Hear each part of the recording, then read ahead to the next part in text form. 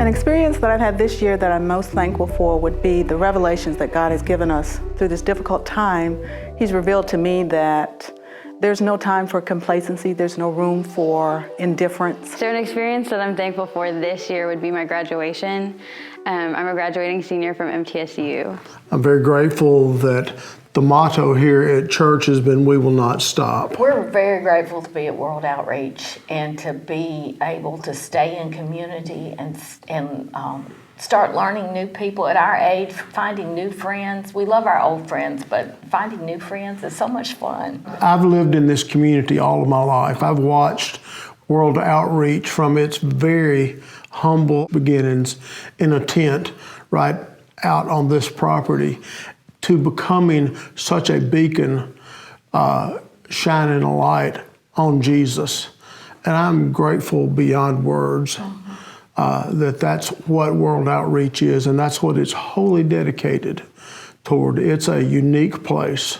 So I've always been grateful for this church. That's like one of the biggest things about this church for me is like this is where I've spiritually like grown the most. Like I've seen the most spiritual growth in my life is here at WOC.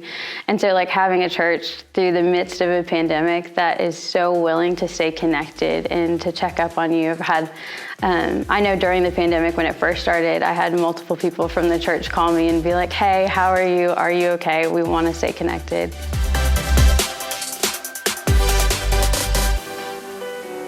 In 2020, I think I've learned the most about patience. I'm still in high school, and so this summer there's a big waiting season for me, and just kind of trusting that everything was going to be okay.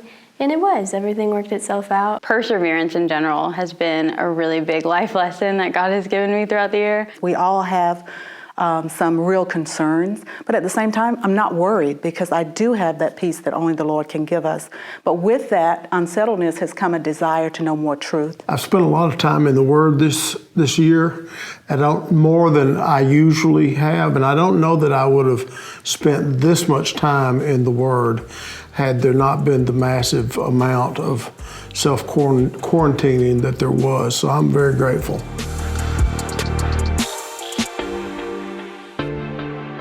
Absolutely, this year I've grown a greater appreciation for good health. I've been in good health the whole time, and I have a chronic disease, and I've been well, and I've been able to still get to my infusions and medicines that I've needed. I'm one that likes to be busy, and so I think he's given me a greater appreciation for just the rest and the being still, and that's okay. That took a while for me just to realize that it's okay just to be still. I've got a greater appreciation, I think, for assembling, for worship and for meeting with other believers.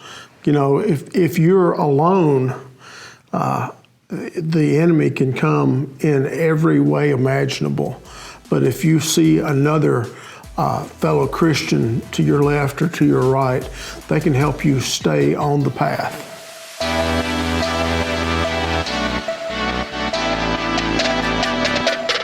My priorities have very much changed to how can I be here for this person if I don't know their story? How can I make a difference in this person's day? How can I, as a stranger maybe, or even as a friend, be a better friend? How can I better serve this person so they know that someone out there cares and someone out there hears their pain?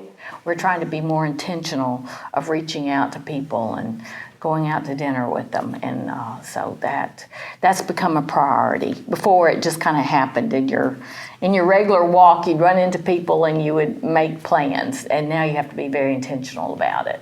I live with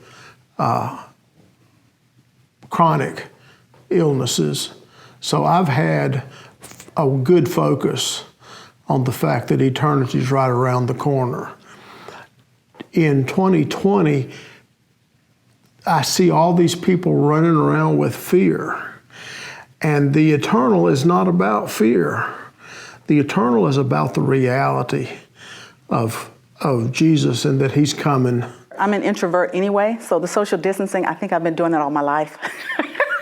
So it doesn't paid to sweat the little things. We can just be grateful for so much, and I would rather be grateful for the little things than to sweat those little things. The moon, the sunrise, the sunset. You just take those times to look at that. And so this year has been an opportunity for me to have more time to do that.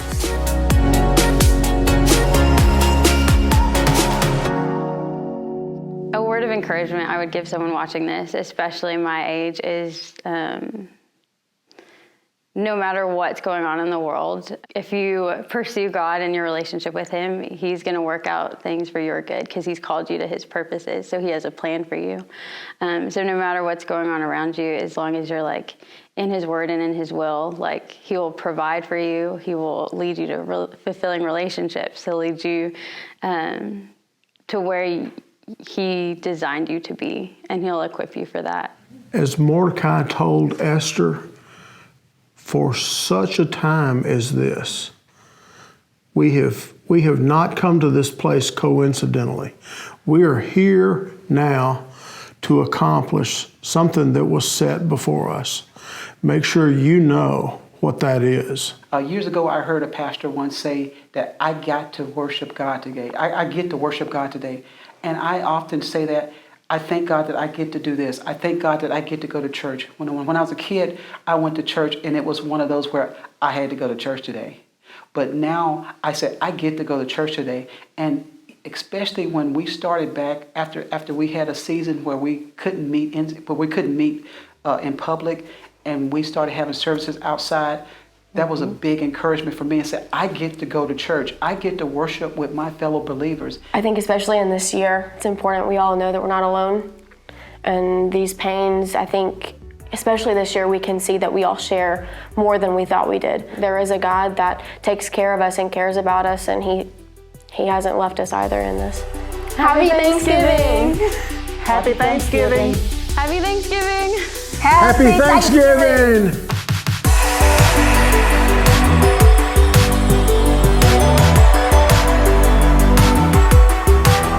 Hey, thanks so much for watching. Go ahead and be sure to subscribe to this page and hit that bell so that you can receive notifications of future content as well as live stream opportunities. Pastor Allen goes live, and you can join him Wednesday night, Saturday night, and Sunday morning. Leave us a comment, share it with your friends. We'll see you again here soon.